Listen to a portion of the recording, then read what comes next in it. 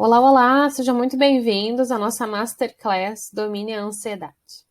Eu confesso que, primeiramente, eu pensei em fazer um único vídeo, né? Uma super aula de 1h30, 2 horas, com todo o conteúdo que eu quero trazer para vocês. Porque para quem me acompanha nos stories, né, nas minhas redes sociais, sabe que eu ando lendo bastante sobre o assunto ultimamente, né? Justamente para poder melhorar a qualidade dos meus atendimentos e de todos os meus projetos em grupo que eu realizo.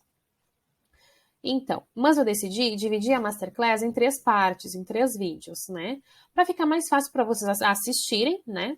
E também para poder absorver o conteúdo e ir aplicando aos pouquinhos na vida de vocês. Então, vamos lá. Meu nome é Denise Klipsten, para quem não me conhece, né? Eu sou uma quase farmacêutica, estou me graduando em ciências farmacêuticas, trabalho na área da saúde há mais de 10 anos e atualmente atuo como terapeuta holística integrativa e mentora de mulheres.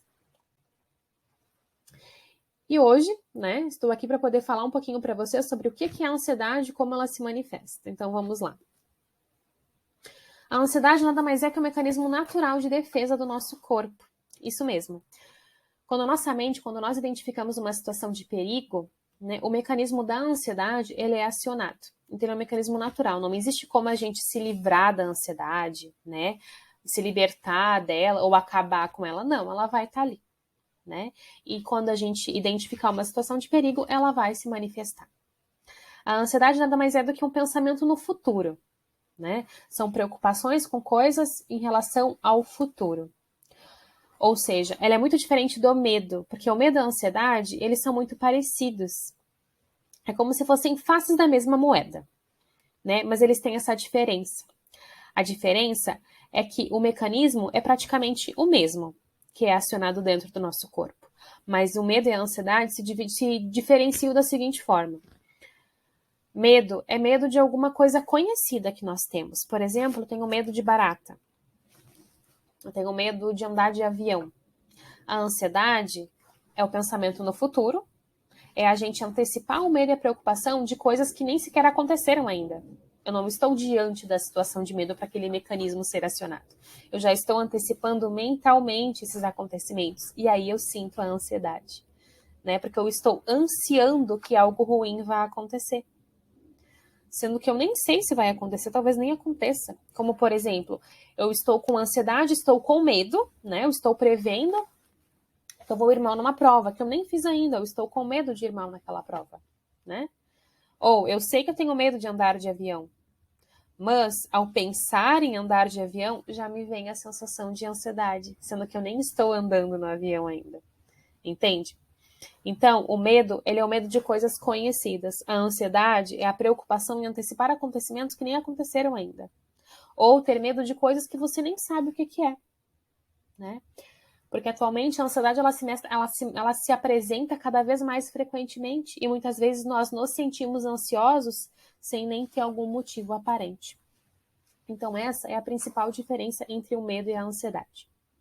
E justamente pelos ansiosos viverem no futuro, né, essa preocupação extrema com o futuro, a gente não consegue ter qualidade de vida e não consegue viver o presente. O ansioso muito ele vive no presente, né? Ele está sempre pensando no futuro, se preocupando com coisas que podem acontecer, que talvez nem vão acontecer, né? E essa preocupação ocorre devido a muitos pensamentos negativos que o ansioso alimenta. Diferente da depressão, porque a depressão é o passado, né? É a melancolia presa a coisas que já aconteceram. E a ansiedade é o contrário, é a preocupação excessiva com coisas que nem aconteceram ainda. Mas como que é o mecanismo da ansiedade? Como que funciona isso dentro do nosso corpo? Então, a partir do momento que é acionado esse mecanismo dentro do nosso corpo, acontece um mecanismo fisiológico e bioquímico, ou seja, várias alterações, né, dentro do nosso corpo começam a acontecer quando a gente identifica esse perigo, seja ele real ou não, seja medo diante da situação, ou seja a ansiedade, né? Através dos meus pensamentos, da minha preocupação, eu já estou ativando esse mecanismo. E é o mecanismo de luta ou fuga, que é o mecanismo que a gente ativa quando estamos diante do perigo. E esse mecanismo é liberado os hormônios do estresse. Ou seja, nós submetemos, cada vez que sentimos ansiedade e medo, o nosso corpo a uma situação de estresse, né? Liberando hormônios como adrenalina e cortisol. que acabam sendo liberados constantemente, né, eles acabam atrapalhando muito a nossa saúde, tanto física como mental. E é o que tem se acontecido ultimamente, né? Durante os transtornos de ansiedade e os momentos de ansiedade, esse mecanismo ele é acionado cada vez mais frequentemente. Mas o que é muito importante ressaltar que esse mecanismo de luta ou fuga, ele é acionado cada vez mais frequente, né? E é uma explicação muito lógica pelo fato da gente estar ficando cada vez mais doente, tanto física como mentalmente, porque nós estamos vivendo uma epidemia de ansiedade, né? Realmente uma epidemia de ansiedade. Nós, adultos, temos uma nova síndrome que eles chamam da síndrome do pensamento acelerado, né? E isso se deve a um excesso de estímulos que nós temos na atualidade, né? Nós temos muitas coisas na palma da nossa mão, nós ficamos muito expostos a telas. Hoje em dia existem plataformas como o TikTok, ou o Reels do Instagram, Kawaii, né? Até mesmo o Shorts no YouTube, né? Possivelmente você está vendo esse vídeo no YouTube, mas a gente sabe que tem o Shorts, que é aquele vídeo de poucos segundos, porque esses vídeos, eles provocam um estímulo muito intenso, né, na nossa mente, fazendo com que a gente role e assista muitos deles, fazendo com que o nosso corpo entre em uma cascata também de reações bioquímicas, mas liberando a dopamina, que é o hormônio contrário ao hormônio do estresse, que é o hormônio do prazer, da sensação de bem-estar, né? Então nós ficamos extremamente expostos a esse mecanismo da dopamina, a esse excesso de estímulo, né? E o que que isso faz com nós? Nós nos tornamos praticamente mendigos emocionais. Ou seja, nós precisamos de cada vez mais estímulos para que a gente se sinta feliz. Porque é exatamente aquilo. Tudo aquilo que é em excesso, que nós temos demais, nós não sentimos falta. Então, devido a esse excesso acesso, né, essa facilidade, desculpa, devido a essa facilidade de acesso à informação, a esses estímulos que nós temos, né, a todo tempo praticamente, as nossas crianças estão ficando frustradas e insatisfeitas cada vez mais, porque elas ficam viciadas no excesso de informação, elas ficam viciadas nessa tela. Ela tem que ter estímulos a todo tempo para se sentir feliz. E os adultos a mesma coisa. Né? É que nem o doutor Augusto Cury fala, eu assisti uma palestra dele. Hoje em dia, nós temos muitas facilidades, nós temos acesso a muitas coisas que antigamente nós não tínhamos. É só a gente pegar a ponta do celular que nós temos acesso a vários conteúdos, a gente consegue aprender o que a gente quiser na internet, aqui no YouTube, por exemplo. A gente pode pedir comida pelo telefone. Então, justamente devido a isso, e também com o avanço da medicina, né, mesmo com essa medicina tão moderna, a gente esperava, diante de tantas facilidades, ser a geração mais feliz e mais alegre. Mas o contrário está acontecendo. Nós somos a geração mais triste. Uma a cada 2 pessoas, até 2030, se eu não me engano, vou atrás desse dado e trago para vocês. Mas uma a cada 2 pessoas nos próximos anos vai desenvolver algum transtorno da mente.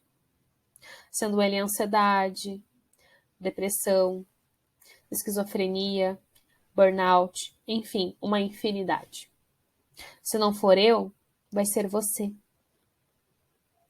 E então, mais uma vez, porque nós na atualidade, devido a essa epidemia de ansiedade, nos tornamos praticamente mendigos emocionais.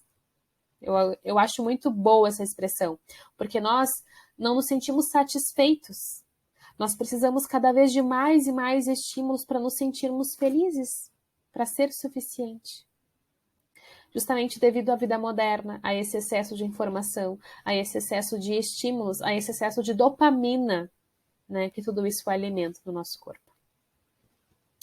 Mas agora eu quero trazer para vocês como que a ansiedade se manifesta, né? Já falamos a situação atual, já expliquei o que ela é para vocês, Agora eu vou falar sobre como ela se manifesta, os diferentes tipos de transtorno de ansiedade. Porque sim, a ansiedade ela não é uma só. Já foi identificada pela psiquiatria que existem diversos tipos de transtornos de ansiedade e que se manifestam de formas diferentes. Então, a ansiedade ela se manifesta nessas principais formas, como o transtorno de ansiedade generalizada, que ou seja, a TAG, a famosa TAG, né? Que é onde a pessoa fica em um estado de alerta, praticamente naquele estado de luta ou fuga, constantemente. Então você imagina um corpo e uma mente de uma pessoa submetida a essa descarga de adrenalina e de cortisol o tempo todo. Né? Isso prejudica imensamente a saúde física, a saúde mental, as relações, todas as áreas da vida de uma pessoa que tem transtorno de ansiedade generalizada. Né? Isso é muito maléfico para a nossa saúde. Além do transtorno de ansiedade generalizada, nós não temos, dependendo até temos, né, alguns picos de ansiedade, mas é praticamente linear. A gente fica alerta o tempo todo, né? É como se a ansiedade estivesse presente 24 horas por dia. E a principal característica é aquela pessoa que está sempre insatisfeita, que está sempre reclamando. Sabe aquelas pessoas pessimistas? Possivelmente elas têm algum transtorno de ansiedade generalizada, porque elas estão frequentemente pensando no pior, se preocupando excessivamente que o pior vai acontecer. O segundo transtorno que nós podemos relatar é o transtorno obsessivo compulsivo, né? São aquelas pessoas que têm obsessão ou compulsão por alguma coisa. Principal exemplo, compulsão alimentar, né? São pessoas que acabam encontrando conforto na comida, por diversos fatores, por N motivos, né? Por feridas emocionais, por traumas, enfim, por várias causas. Ou, por exemplo, pessoas que têm obsessão por compras, precisam comprar para se sentir bem, né? Gastar muitas vezes o que tem e o que não tem. Então, dei 2 exemplos mais básicos para vocês. O transtorno pós-traumático, que é depois que nós vivemos uma situação de forte impacto emocional, a perda de um ente querido, ou algum acidente, algum assalto, alguma situação muito traumática. E aí, depois desse evento, a gente desenvolve esse transtorno pós-traumático com episódios de ansiedade. Também temos a fobia, que é ter medo de algo específico. Por exemplo, eu tenho medo de falar em público, eu tenho fobia social, eu não consigo me relacionar, eu tenho medo de me relacionar com as pessoas, eu tenho fobia de algum animal específico, né? Essa é a principal característica da fobia. E por último, não menos importante, né? Se não o mais grave, entre aspas, que é o transtorno do pânico, né? Em que o pânico ele pode ser definido como o maior nível de ansiedade que uma pessoa pode sentir em um curto espaço de tempo, né? Ou seja, em poucos minutos, geralmente uma crise de pânico, né? Ela dura de 10 não. Ela chega no seu auge em 10 minutos, dura de 20 até 40 minutos. É um curto espaço de tempo, onde os sintomas, que eu já vou começar a falar deles, eles são muito intensos e muito exacerbados, né? É o maior nível de ansiedade que uma pessoa pode sentir, que é o transtorno do pânico. Mas, quais são os sintomas? Nós temos sintomas, eu dividi os sintomas em 2 classes. Sintomas agudos e sintomas crônicos. Esses sintomas agudos, a gente consegue identificar quando nós estamos tendo crises de ansiedade. Quando nós estamos passando por um momento que nós estamos muito ansiosos, né? E esses mesmos sintomas se tornam muito exacerbados, muito mais intensos quando é uma crise do pânico, por exemplo. Quais são esses sintomas? Taquicardia, ou seja, o coração ele acelera muito, ele fica muito acelerado. Nós começamos a suar, geralmente um suor frio, né? Sudorese. Tremores nas mãos, nas pernas, até o olho treme. Aquele nó na garganta. Sabe quando a gente tem aquela agonia, parece que a gente quer falar e não consegue, a voz não sai, aquela... Parece que prende, assim, tem uma batata na garganta, né? Uma bucha, que nem a gente fala. Falta de ar, né? Ai, não consegue falar, não consigo respirar, falta o ar. Aí junta com aquele nó na garganta, o coração acelerando, as mãos começam a formigar. Então é muito comum quando pessoas principalmente têm esses sintomas muito intensos, né? Caracterizando então um ataque de pânico, elas confundem com algum problema cardíaco. Muitas delas vão acabar parando no hospital, vão para alguma emergência, né? Justamente porque realmente acham que estão infartando, estão tendo algum ataque cardíaco, alguma coisa, né? Grave, gravíssima em relação ao coração. Mas, na maioria das vezes, né, é algo relacionado à ansiedade mesmo, né, ao transtorno da mente, ela teve uma crise de pânico. Mas, nesses casos, é muito importante, né, quem apresenta esses sintomas, verificar, cuidar da saúde, verificar se realmente já não tem algum problema pré-existente, né, que pode, então, ocasionar e levar a esses problemas de saúde, a esses sintomas. Então, é preciso, na verdade, é muito necessário a gente descartar todas as possibilidades. Também temos alguns problemas crônicos, alguns sintomas crônicos, né?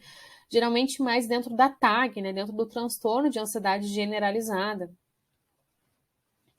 como dor muscular, insônia, aquela enxaqueca, a irritabilidade, aquela úlcera no estômago, sabe aquela gastrite que não cura nunca, né?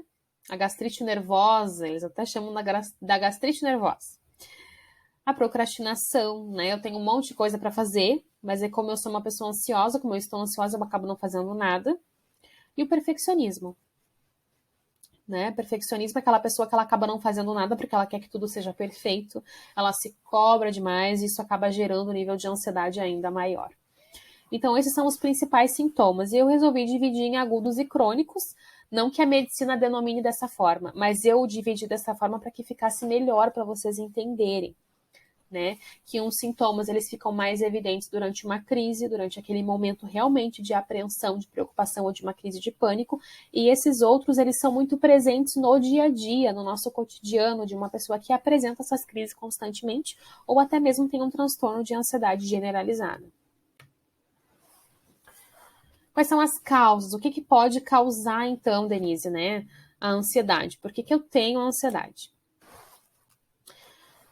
As principais causas, a primeira delas, nós mulheres, problemas hormonais, né?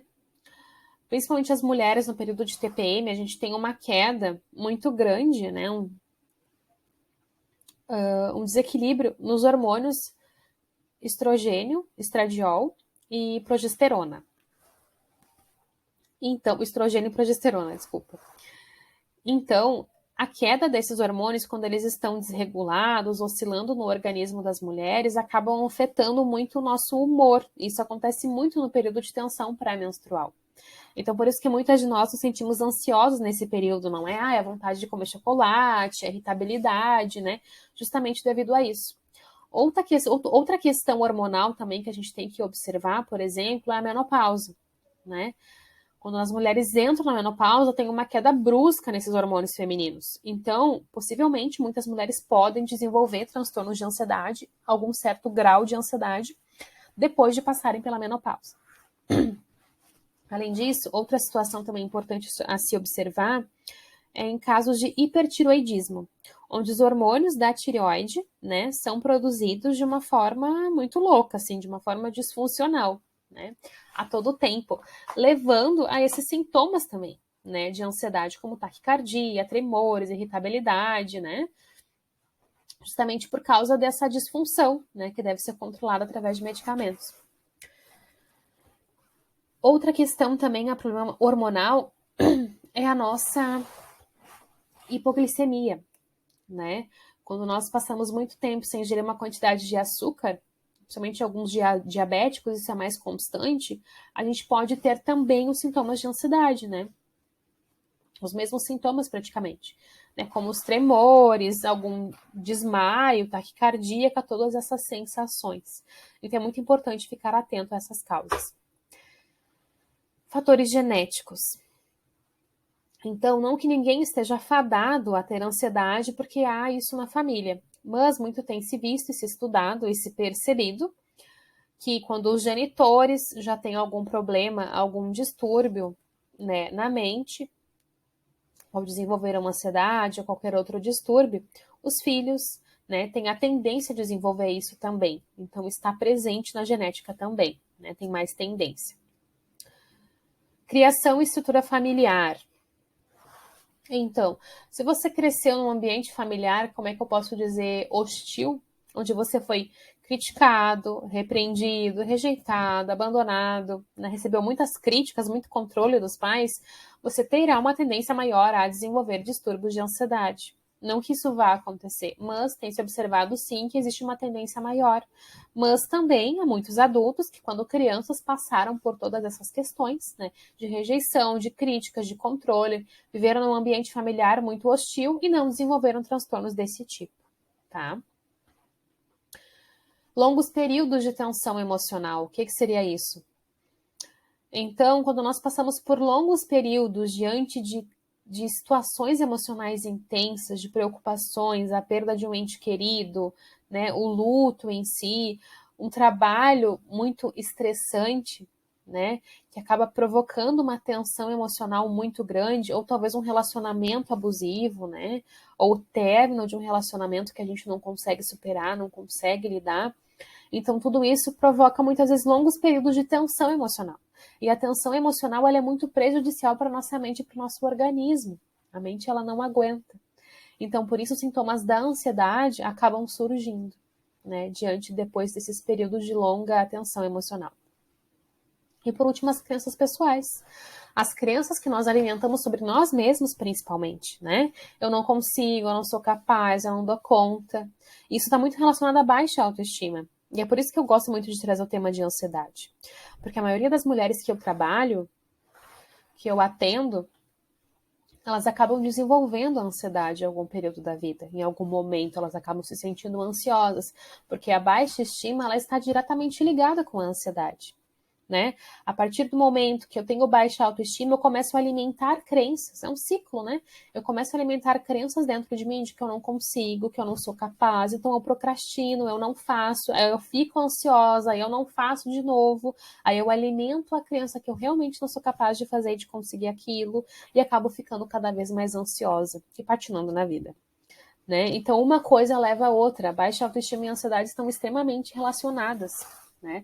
Não se sabe ainda qual veio primeiro.